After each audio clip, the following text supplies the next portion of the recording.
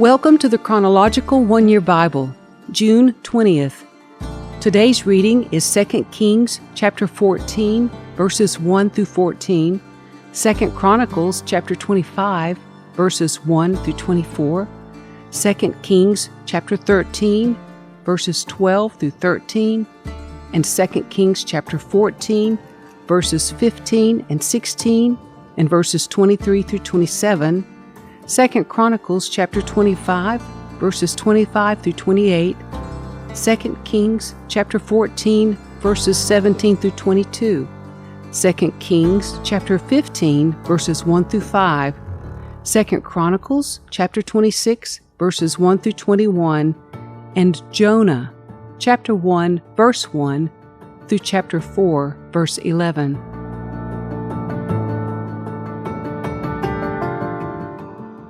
Amaziah, son of Joash, began to rule over Judah in the second year of the reign of King Jehoash of Israel. Amaziah was 25 years old when he became king, and he reigned in Jerusalem 29 years. His mother was Jehoadan from Jerusalem. Amaziah did what was pleasing in the Lord's sight, but not like his ancestor David. Instead, he followed the example of his father Joash. Amaziah did not destroy the pagan shrines, and the people still offered sacrifices and burned incense there. When Amaziah was well established as king, he executed the officials who had assassinated his father. However, he did not kill the children of the assassins, for he obeyed the command of the Lord as written by Moses in the book of the law. Parents must not be put to death for the sins of their children, nor children for the sins of their parents. Those deserving to die must be put to death for their own crimes. Amaziah also killed 10,000 Edomites in the Valley of Salt. He also conquered Selah and changed its name to Joktheel, as it is called to this day. One day, Amaziah sent messengers with this challenge to Israel's king Jehoash, the son of Jehoahaz and grandson of Jehu.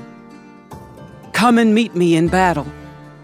But King Jehoash of Israel replied to King Amaziah of Judah with this story.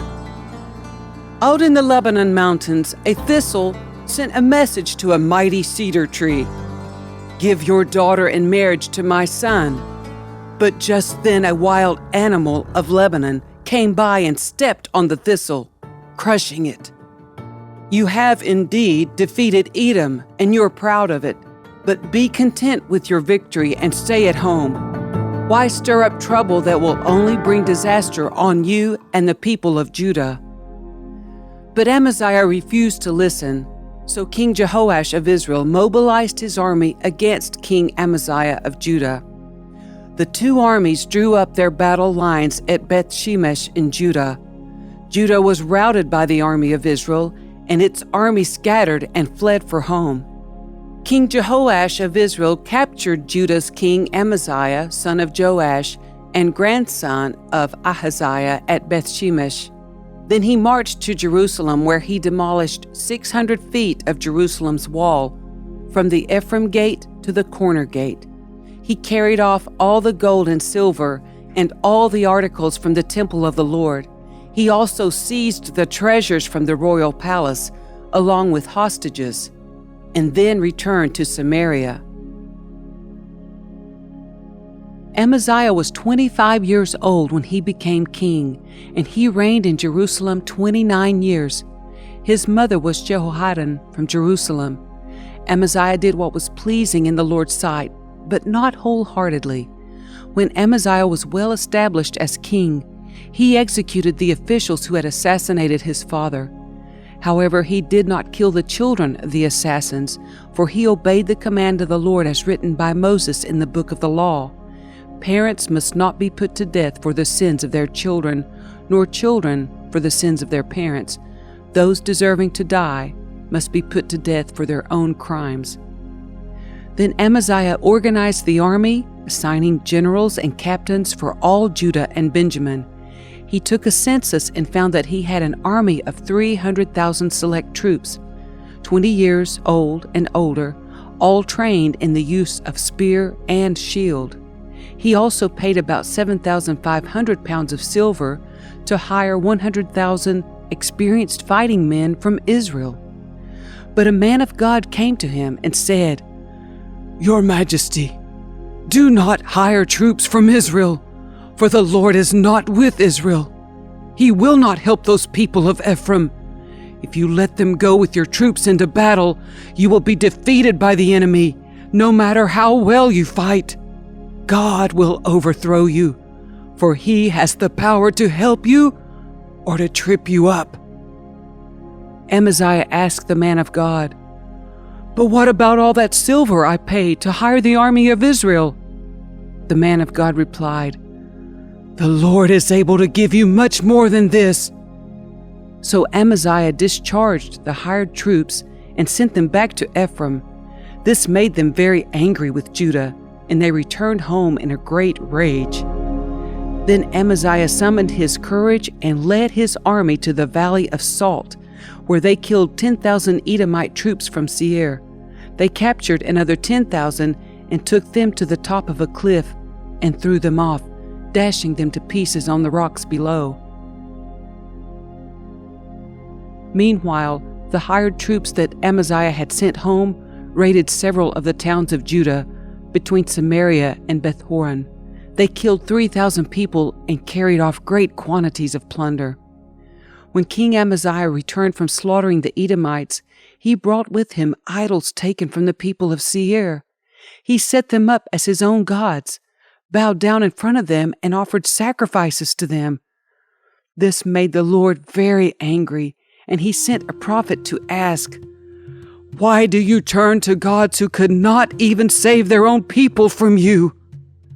But the king interrupted him and said, "Since when have I made you the king's counselor? Be quiet now before I have you killed." So the prophet stopped with this warning, "I know that God has determined to destroy you because you have done this and have refused to accept my counsel." After consulting with his advisors, King Amaziah of Judah sent this challenge to Israel's king Jehoash, the son of Jehoahaz and grandson of Jehu, "Come and meet me in battle." But King Jehoash of Israel replied to King Amaziah of Judah with this story. "Out in the Lebanon mountains, a thistle sent a message to a mighty cedar tree, 'Give your daughter in marriage to my son.' But just then a wild animal of Lebanon came by and stepped on the thistle, crushing it. You are saying, 'I have defeated Edom,' and you are very proud of it. But my advice is to stay at home. Why stir up trouble that will only bring disaster on you and the people of Judah?" But Amaziah refused to listen, for God was determined to destroy him for turning to the gods of Edom. So King Jehoash of Israel mobilized his army against King Amaziah of Judah. The two armies drew up their battle lines at Beth-shemesh in Judah. Judah was routed by the army of Israel, and its army scattered and fled for home. King Jehoash of Israel captured Judah's king Amaziah, son of Joash and grandson of Ahaziah, at Beth-shemesh. Then he brought him to Jerusalem, where he demolished 600 feet of Jerusalem's wall, from the Ephraim gate to the corner gate. He carried off all the gold and silver and all the articles from the temple of God that had been in the care of Obed-Edom. He also seized the treasures of the royal palace, along with hostages, and then returned to Samaria. The rest of the events in Jehoash's reign and everything he did, including the extent of his power and his war with King Amaziah of Judah, are recorded in the book of the history of the kings of Israel. When Jehoash died, he was buried in Samaria with the kings of Israel. Then his son, Jeroboam II, became the next king. The rest of the events in Jehoash's reign and everything he did, including the extent of his power and his war with King Amaziah of Judah, are recorded in the book of the history of the kings of Israel. When Jehoash died, he was buried in Samaria with the kings of Israel, and his son Jeroboam II became the next king. Jeroboam II, the son of Jehoash, began to rule over Israel in the 15th year of King Amaziah's reign in Judah. He reigned in Samaria 41 years. He did what was evil in the Lord's sight. He refused to turn from the sins that Jeroboam son of Nebat had led Israel to commit. Jeroboam II recovered the territories of Israel between Lebo-Hamath and the Dead Sea, just as the Lord, the God of Israel, had promised through Jonah son of Amittai, the prophet from Gath-Hepher. For the Lord saw the bitter suffering of everyone in Israel, and that there was no one in Israel, slave or free, to help them. And because the Lord had not said he would blot out the name of Israel completely, he used Jeroboam II, the son of Jehoash, to save them. King Amaziah of Judah lived for 15 years after the death of King Jehoash of Israel. The rest of the events in Amaziah's reign, from beginning to end, are recorded in the book of the kings of Judah and Israel. After Amaziah turned away from the Lord, there was a conspiracy against his life in Jerusalem, and he fled to Lachish. But his enemies sent assassins after him, and they killed him there. They brought his body back on a horse, and he was buried with his ancestors in the city of David. King Amaziah of Judah lived for 15 years after the death of King Jehoash of Israel. The rest of the events in Amaziah's reign are recorded in the book of the history of the kings of Judah. There was a conspiracy against Amaziah's life in Jerusalem, and he fled to Lachish. But his enemies sent assassins after him, and they killed him there. They brought his body back to Jerusalem on a horse, and he was buried with his ancestors in the city of David. All the people of Judah had crowned Amaziah's 16-year-old son Uzziah as king in place of his father Amaziah. After his father's death, Uzziah rebuilt the town of Elath and restored it to Judah.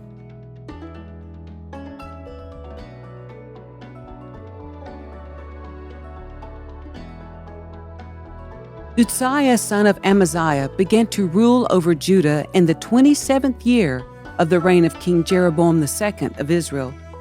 He was 16 years old when he became king, and he reigned in Jerusalem 52 years. His mother was Jecoliah from Jerusalem. He did what was pleasing in the Lord's sight, just as his father Amaziah had done. But he did not destroy the pagan shrines, and the people still offered sacrifices and burned incense there. The Lord struck the king with leprosy, which lasted until the day he died. He lived in isolation in a separate house.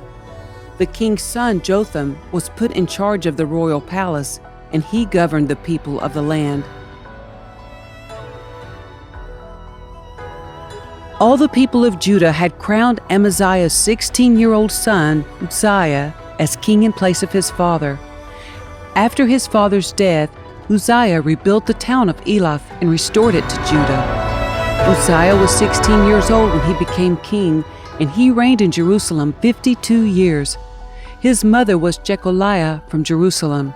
He did what was pleasing in the Lord's sight, just as his father Amaziah had done. Uzziah sought God during the days of Zechariah, who taught him to fear God. And as long as the king sought guidance from the Lord, God gave him success. Uzziah declared war on the Philistines and broke down the walls of Gath, Jabneh, and Ashdod. Then he built new towns in the Ashdod area and in other parts of Philistia. God helped him in his wars against the Philistines, his battles with the Arabs of Gur, and his wars with the Meunites. The Meunites paid annual tribute to him, and his fame spread even to Egypt, for he had become very powerful. Uzziah built fortified towers in Jerusalem at the corner gate, at the valley gate, and at the angle in the wall.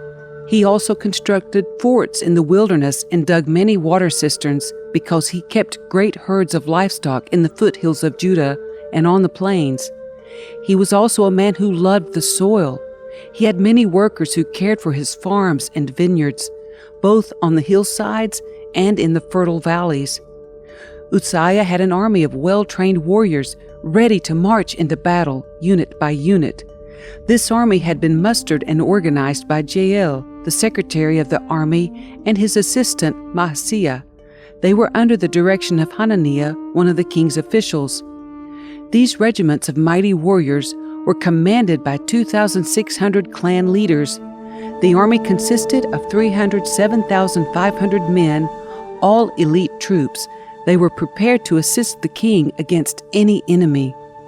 Uzziah provided the entire army with shields, spears, helmets, coats of mail, bows, and sling stones, and he built structures on the walls of Jerusalem designed by experts to protect those who shot arrows and hurled large stones from the towers in the corners of the wall. His fame spread far and wide, for the Lord gave him marvelous help, and he became very powerful. But when he had become powerful, he also became proud, which led to his downfall. He sinned against the Lord his God by entering the sanctuary of the Lord's temple and personally burning incense on the incense altar. Azariah the high priest went in after him with 80 other priests of the Lord, all brave men. They confronted King Uzziah and said, "It is not for you, Uzziah, to burn incense to the Lord. That is the work of the priests alone, the descendants of Aaron, who are set apart for this work. Get out of the sanctuary, for you have sinned. The Lord God will not honor you for this." Uzziah, who was holding an incense burner, became furious. But as he was standing there raging at the priest before the incense altar in the Lord's temple, leprosy suddenly broke out on his forehead. When Azariah the high priest and all the other priests saw the leprosy, they rushed him out, and the king himself was eager to get out because the Lord had struck him. So King Uzziah had leprosy until the day he died. He lived in isolation in a separate house, for he was excluded from the temple of the Lord. His son Jotham was put in charge of the royal palace, and he governed the people of the land. The Lord gave this message to Jonah, son of Amittai. "Get up and go to the great city of Nineveh. Announce my judgment against it, because I have seen how wicked its people are." But Jonah got up and went in the opposite direction to get away from the Lord.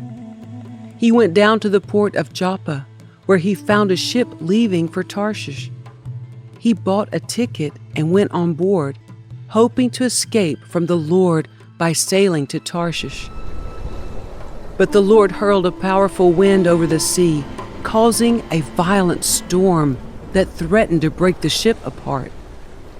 Fearing for their lives, the desperate sailors shouted to their gods for help and threw the cargo overboard to lighten the ship. But all this time Jonah was sound asleep down in the hold. So the captain went down after him. "How can you sleep at a time like this?" he shouted.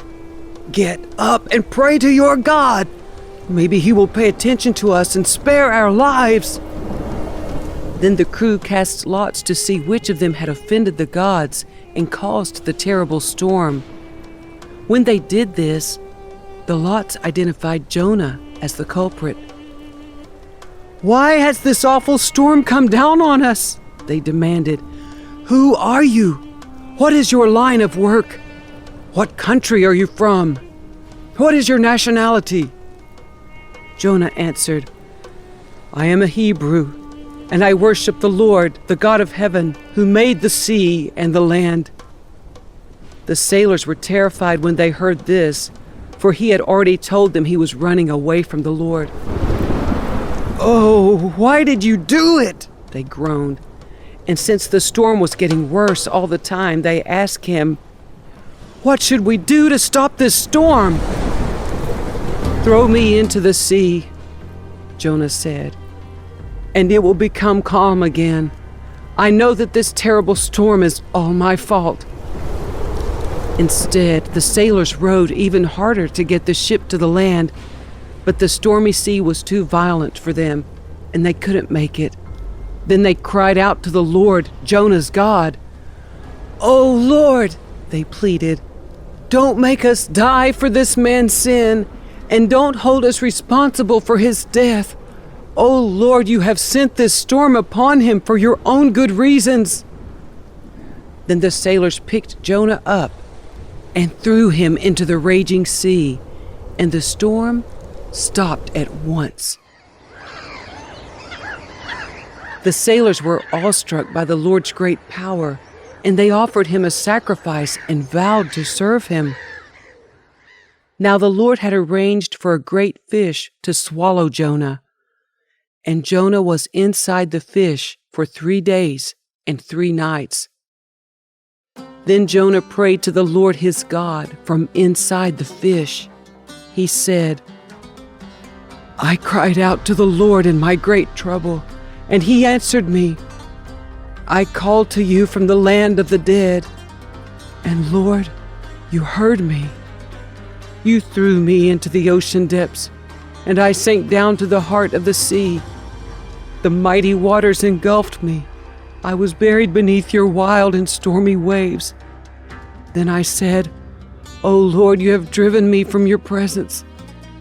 Yet I will look once more toward your holy temple. I sank beneath the waves, and the waters closed over me. Seaweed wrapped itself around my head. I sank down to the very roots of the mountains. I was imprisoned in the earth, whose gates lock shut forever. But you, O Lord my God, snatched me from the jaws of death. As my life was slipping away, I remembered the Lord, and my earnest prayer went out to you in your holy temple. Those who worship false gods turn their backs on all God's mercies. But I will offer sacrifices to you with songs of praise, and I will fulfill all my vows, for my salvation comes from the Lord alone." Then the Lord ordered the fish to spit Jonah out onto the beach. Then the Lord spoke to Jonah a second time. "Get up and go to the great city of Nineveh and deliver the message I have given you." This time Jonah obeyed the Lord's command and went to Nineveh, a city so large that it took 3 days to see it all. On the day Jonah entered the city, he shouted to the crowds, 40 days from now, Nineveh will be destroyed." The people of Nineveh believed God's message, and from the greatest to the least, they declared a fast and put on burlap to show their sorrow. When the king of Nineveh heard what Jonah was saying, he stepped down from his throne and took off his royal robes. He dressed himself in burlap and sat on a heap of ashes. Then the king and his nobles sent this decree throughout the city: "No one, not even the animals from your herds and flocks, may eat or drink anything at all. People and animals alike must wear garments of mourning, and everyone must pray earnestly to God. They must turn from their evil ways and stop all their violence. Who can tell?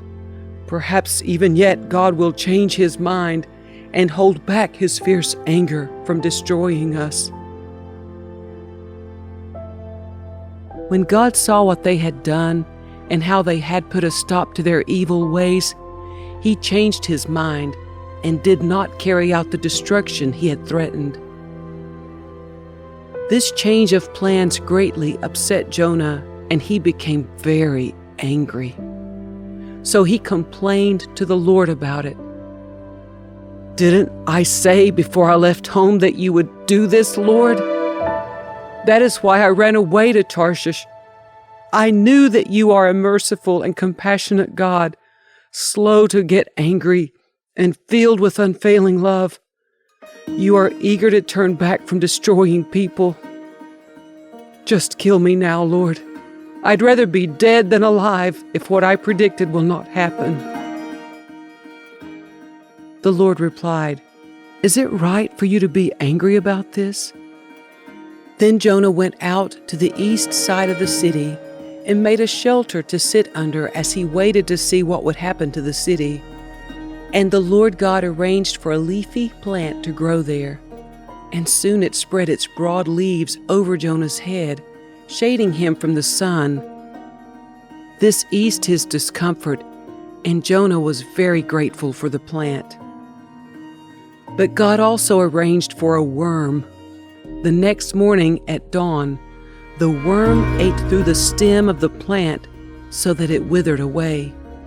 And as the sun grew hot, God arranged for a scorching east wind to blow on Jonah. The sun beat down on his head until he grew faint and wished to die. "Death is certainly better than living like this," he exclaimed. Then God said to Jonah, "Is it right for you to be angry because the plant died?" "Yes," Jonah retorted, "even angry enough to die." Then the Lord said, "You feel sorry about the plant, though you did nothing to put it there. It came quickly and died quickly. But Nineveh has more than 120,000 people living in spiritual darkness, not to mention all the animals. Shouldn't I feel sorry for such a great city?"